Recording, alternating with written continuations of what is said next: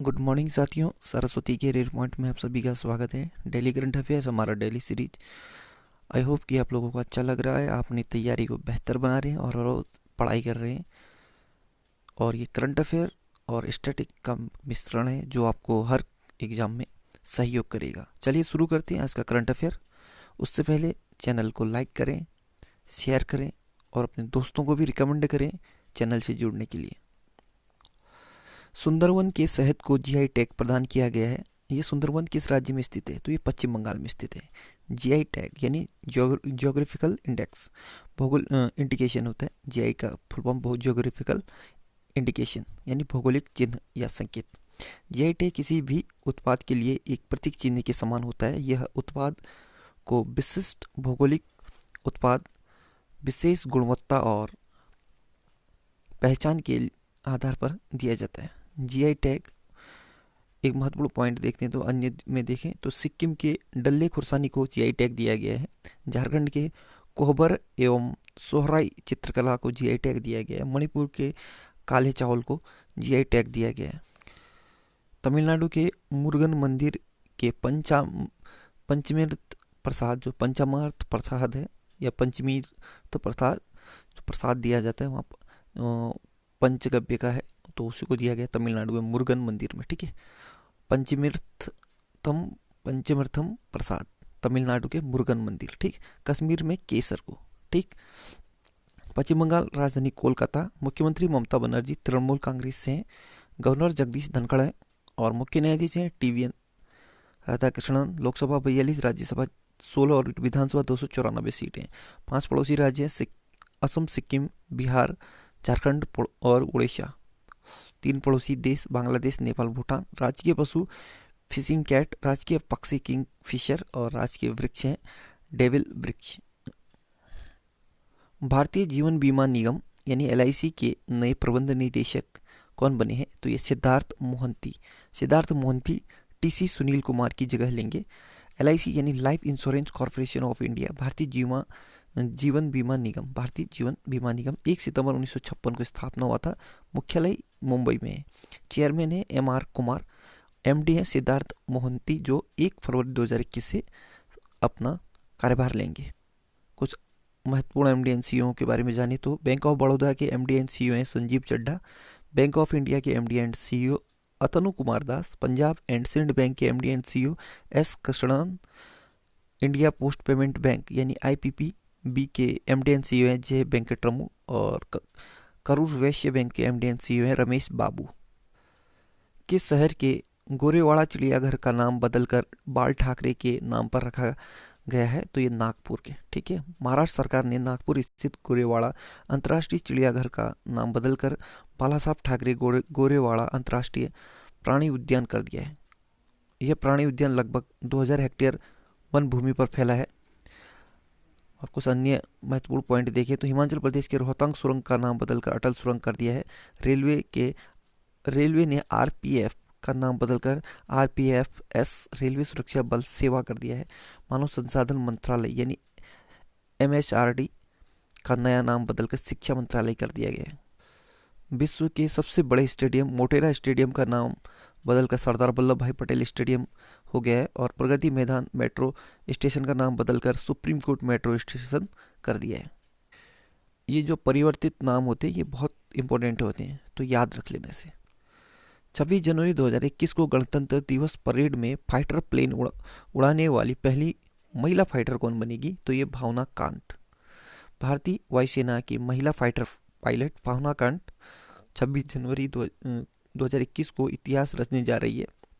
भावना स्वतंत्रता दिवस परेड में शामिल होने वाली पहली महिला फाइटर पायलट बनेगी। कुछ अन्य महत्वपूर्ण पॉइंट में देखें तो गुजरात में पहली सी प्लेन सेवा शुरू की गई है।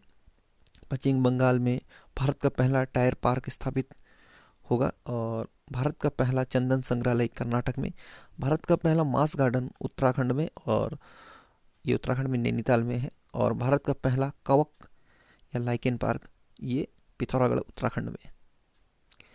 किस राज्य की सरकार ने कीवी मिशन योजना को शुरू की है? तो उत्तराखंड सरकार ने। कीवी एक तरह का फल है जो न्यूजीलैंड देश से आयात किया जाता है, जिस कारण कीवी की दाम काफ़ी अधिक और इस योजना के तहत कीवी का उत्पादन देश में ही किया जाएगा। उत्तराखंड की जलवायु कीवी खेती के लिए अनुकूल है। किसानों की उम्मीद बढ़ाने माफ़ कीजिए आमदनी बढ़ाने और कीवी की खेती को बढ़ावा देने के लिए उत्तराखंड की सरकार ने कीवी मिशन योजना को शुरू किया है। उत्तराखंड 9 नवंबर 2000 को स्थापना। राजधानी दो है, देहरादून और गैरसैंण। ग्रीष्मकालीन गैरसैंण और शीतकालीन आपका देहरादून। ठीक। मुख्यमंत्री त्रिवेंद्र सिंह रावत बीजेपी से और गवर्नर है बेबी रानी मौर्य। मुख्य न्यायाधीश है Raghavendra Singh Chauhan. Jim Corbett National Park Bharat का सबसे पुराना राष्ट्रीय उद्यान है। ये नैनीताल में उत्तराखंड में स्थित है। इसकी स्थापना 1936 में हुई थी। नंदा देवी राष्ट्रीय उद्यान, गंगोत्री राष्ट्रीय उद्यान, फूलों की घाटी राष्ट्रीय उद्यान, राजाजी राष्ट्रीय उद्यान, गोविंद पशु विहार और ये सभी उत्तराखंड में स्थित है। भारत का सबसे ऊंचा बांध टिहरी बांध, ये भागीरथी और भिलंगा नदी के संगम पर स्थित है और यह भी उत्तराखंड में स्थित है। उत्तराखंड में स्थित गंगोत्री, यहाँ से गंगा नदी निकलती है और ये उत्तराखंड की सबसे बड़ी ग्लेशियर है। और यमुनोत्री, यहाँ से यमुना नदी निकलती है। ठीक है।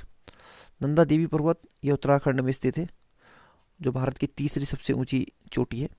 चिपको आंदोलन जो कि पेड़ों को काटने से बचाने के लिए किया गया था। इस आंदोलन की शुरुआत भी रेणी गांव उत्तराखंड से ही हुआ था, जो आज विश्व प्रसिद्ध है। भारत सरकार ने 23 जनवरी को नेताजी सुभाष चंद्र बोस की जयंती को किस दिवस के रूप में मनाने की घोषणा की है? तो पराक्रम दिवस के रूप में। संस्कृति मंत्रालय ने नेताजी सुभाष चंद्र बोस की जयंती 23 जनवरी को प्रतिवर्ष पराक्रम दिवस के रूप में मनाने की घोषणा की है। सुभाष चंद्र बोस, जो नेताजी के नाम से भी जाने जाते हैं, भारत के स्वतंत्रता संग्राम के सबसे बड़े नेता थे।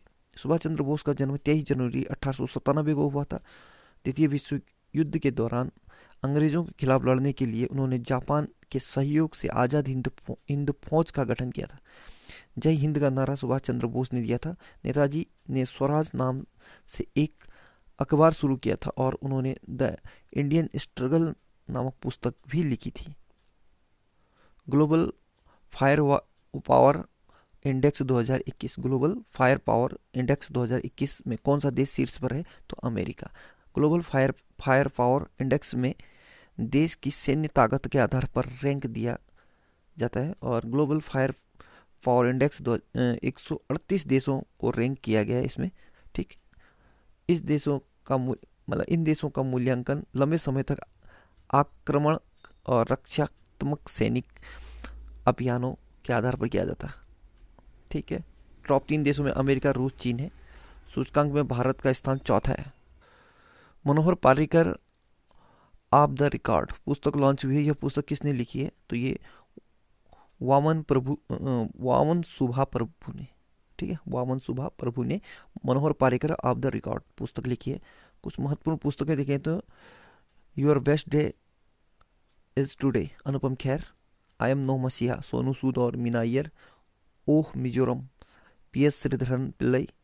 और overdraft saving the Indian saver, Urjit Patel, पूर्व RBI गवर्नर 24वें नंबर के।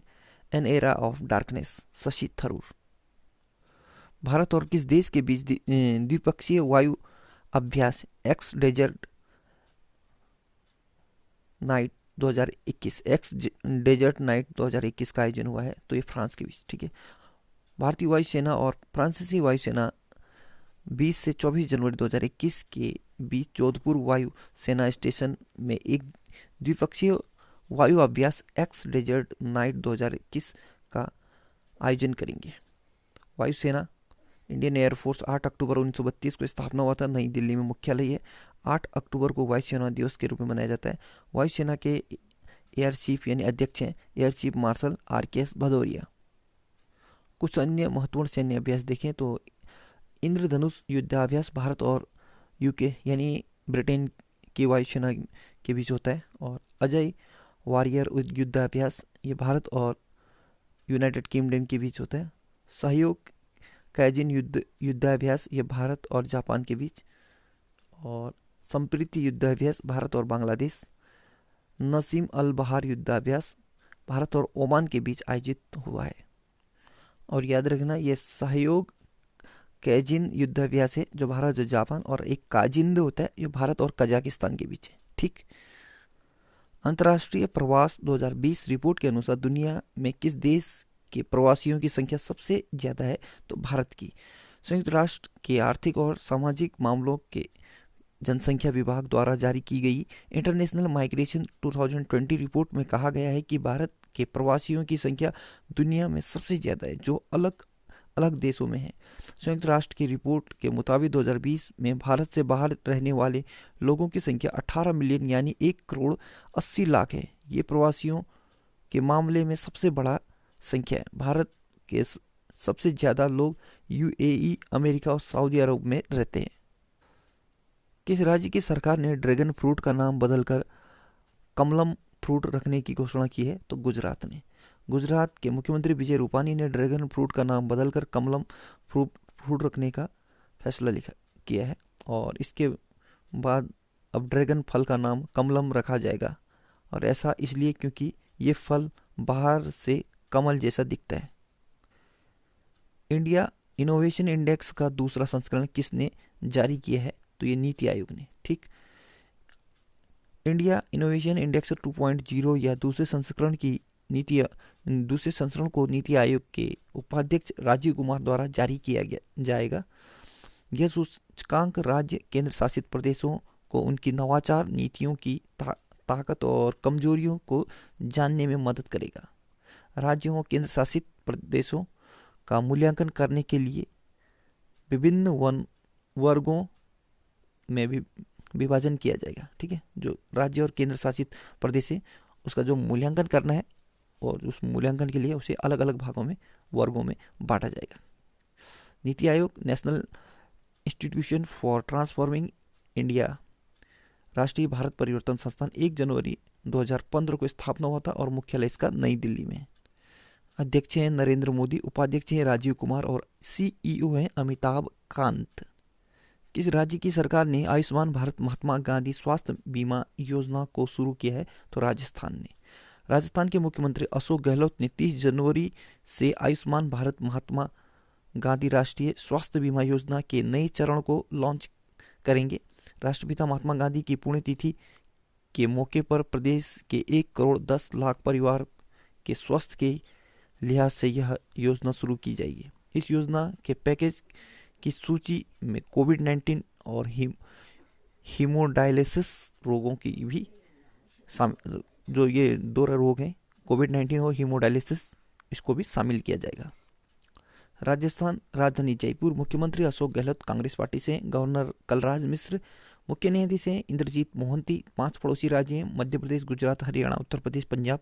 लोकसभा सीट 25, राज्यसभा सीट 10, विधानसभा सीट 200। भारत का सबसे बड़ा रेगिस्तान थार रेगिस्तान, ये राजस्थान में स्थित है। कर्क रेखा भारत के राजस्थान राज्य से भी होकर गुजरती है और कुल 8 राज्यों से गुजरती है भारत में, और वो राज्य हैं गुजरात, राजस्थान, मध्य प्रदेश, छत्तीसगढ़, झारखंड, पश्चिम बंगाल, त्रिपुरा और मिजोरम। किस देश के प्रधानमंत्री मार्क रूटे और उनके पूरे मंत्रिमंडल ने हाल ही में चाइल्ड केयर सब्सिडी घोटाले को लेकर इस्तीफा दे दिया है? तो ये नीदरलैंड के हैं। मार्क रूटे और उनके पूरे मंत्रिमंडल ने हाल ही में चाइल्ड केयर सब्सिडी घोटाले को लेकर इस्तीफा दे दिया है, जिसमें हजारों परिवारों पर गलत तरीके से बाल देखभाल भत्ते पर धोखाधड़ी का आरोप लगाया गया था। हालांकि रूट सरकार मार्च 2021 में संसदीय चुनावों तक एक कार्यवाहक भूमिका में रहेगी।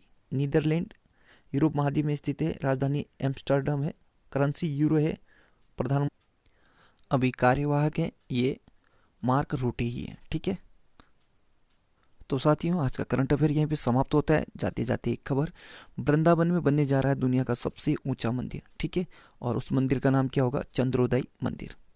So good luck, have a nice day, आपका दिन शुभ हो।